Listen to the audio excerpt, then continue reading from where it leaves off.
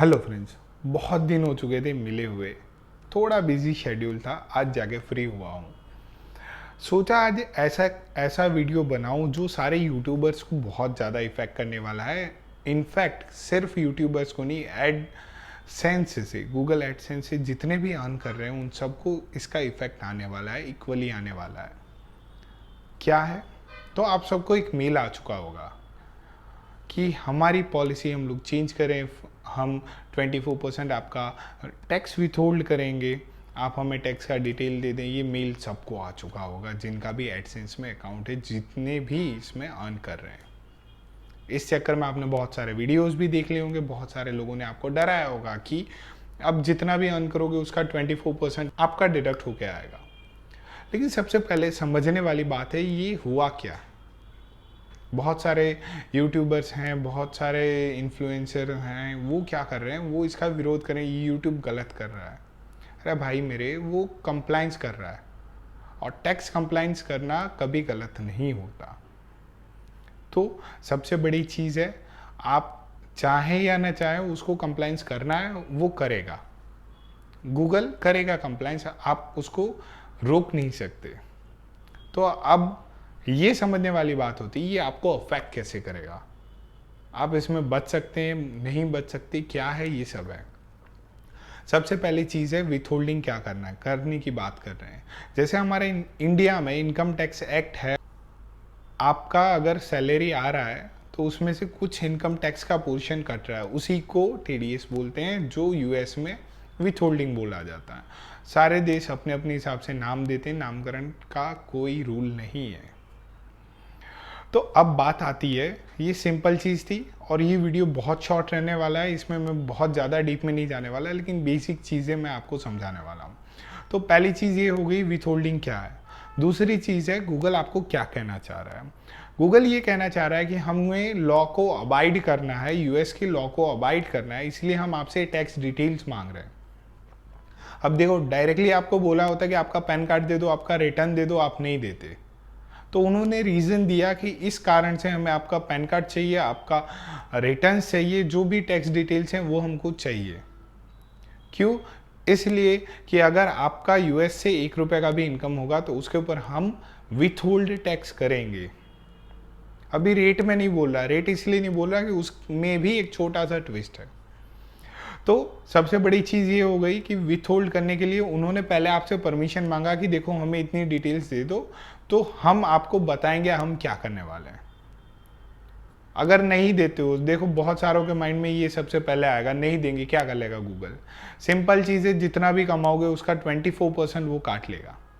अगर आपका 2 लाख रुपए का इनकम है तो 48,000 रुपीज़ का वो वहाँ से विथहोल्ड करके यूएस गवर्नमेंट को पे कर देगा। अगर आपका 1 लाख का इनकम है तो 24,000 रुपीज़ वो वहाँ से विथहोल्ड करके यूएस गवर्नमेंट को पे कर देगा। आप यूएस गवर्नमेंट को जो भी टैक्स पे कर रहे हो वो आपको ना रिफंड मिलेगा, ना रिबेट मिलेगा, ना इंडिया में उसका कोई बेनिफिट आपको मिलेगा, क्योंकि आप यूएस के सिटीजन नहीं हो, ना यहाँ वहाँ के रेसिडेंट हो। तो दूसरी चीज़, नहीं देने का ऑप्शन निकल जाता है। अगर नहीं देते हो आप तो जैसा कि आपको मैंने बता दिया कि ये टैक्स 24% डिडक्ट होकर आएगा और कोई स्कोप ही नहीं है। दूसरा चीज़, अगर आपने डिटेल सारी दे दी फिर क्या होगा। आपने जैसे ही अपनी टैक्स की डिटेल्स दी तो तो गूगल क्या करेगा, गूगल आपको बाइफरकेट कर देगा आपके वीडियोस को, यूएस से कितना आपका व्यूवरशिप आता है और आउटसाइड यूएस से कितना व्यूवरशिप आता है। इसका मतलब अगर मेरा वीडियो हिंदी में बन रहा है तो अगर सारे लोग इंडिया में ही देख रहे हैं तो मेरा 1 रुपये का भी विथहोल्ड नहीं होगा, क्योंकि यूएस से मुझे 1 रुपया भी नहीं मिल रहा है। उसके सामने अगर मेरे सारे व्यूअर्स यूएस के या उस यूनाइटेड स्टेट्स के किसी स्पेसिफिक एरिया से हैं तो वहाँ से जो भी आएगा उसके ऊपर विथहोल्ड होगा, टैक्स विथहोल्ड होगा। तो अभी भी मैं रेट 24% नहीं बोल रहा, 24% मैंने एक बार ही बोला, अगर आपने डिटेल्स नहीं दी है तो 24% लगेगा। अब सबसे बड़ी चीज़, गूगल ने ये जो चीज़ किया है, जो मेल्स डाले हैं यूट्यूबर्स को, वो सिर्फ इंडिया के लिए ही नहीं है, ऑल ओवर द वर्ल्ड है। तो उन्होंने 24% इसलिए बोला क्योंकि 24% is the highest rate US के हिसाब से। तो अब अपने देश का रोल यहाँ पे आता है।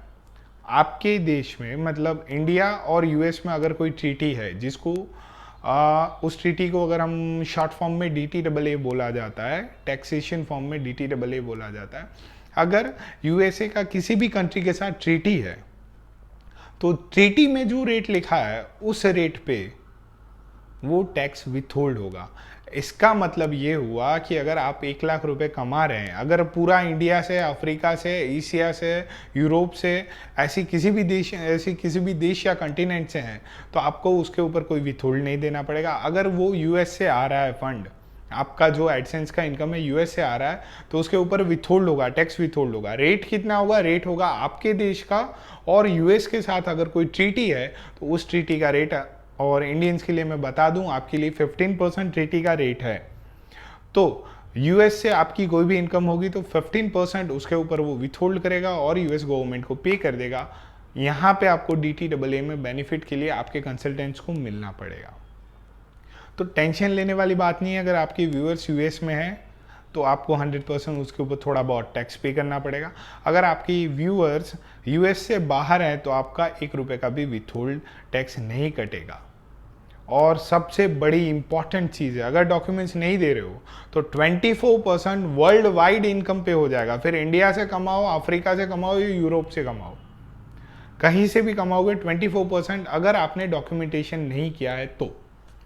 अगर आपने डॉक्यूमेंटेशन कर दिया है तो आपके देश के साथ जो भी ट्रीटी है उस रेट पे सिर्फ वही इनकम जो यूएस से आपने कमाया, बाकी के सारे इनकम को विथहोल्ड नहीं किया जाएगा।